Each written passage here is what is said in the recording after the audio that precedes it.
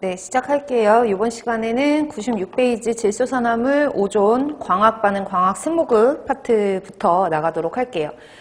1번부터 보시면 다음은 광학반응에 대한 설명이다. 가로 안에 알맞은 내용으로 짝짜진 것은 광학반응 같은 경우에는 NO2가 기역번에 나와 있는 내용이 도시대기 오염물질 중에서 가장 중요한 태양빛 흡수 기체로서 파장 몇 나노미터 이상의 가시광선에 의해서 광분해한다라고 했죠.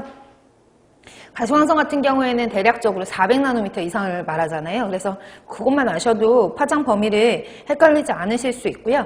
광학반응이라고 하는 거는 조금 더 정확하게 말하면 자외선의 일부와 그 다음에 가시광선의 영역에서 우리가 빛을 흡수를 해서 광분해하는 과정이에요. 그래서 1번 같은 경우에는 NO2가 NO와 산소 라디칼로 분해를 하고 산소 라디칼이 산소 분자와 만나서 오존을 형성을 하고 이 오존은 다시 위에 있는 NO와 반응을 해서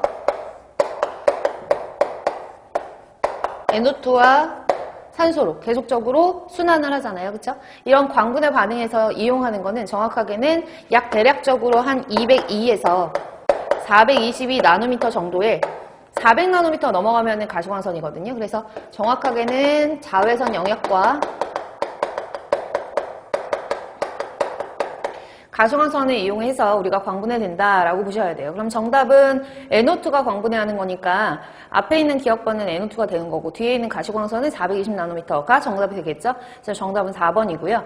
두 번째로는 2번에 있는 광학스모그 같은 경우에는 광학스모그, LA 스모그잖아요. 그래서 광학스모그, 런던 스모그 그 비교하는 문제들이 상당히 많이 출제가 되는데 광학스모그에 대한 설명이다. 광학스모그는 LA형 스모그죠. 정리를 하면서 LA형 스모그고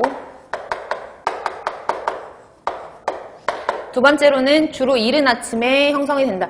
광학 스모그 같은 경우에는 보통 우리가 옥시던트 때문에 일어나는 거잖아요. 생성되는 물질이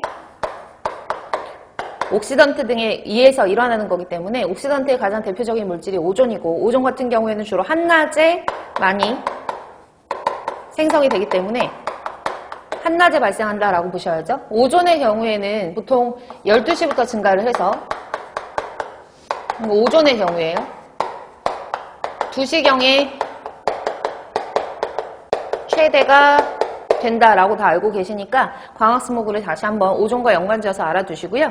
광학스모그가 일어난 이유가 뭐냐면 석유계 물질 때문이죠. 석유계 연료.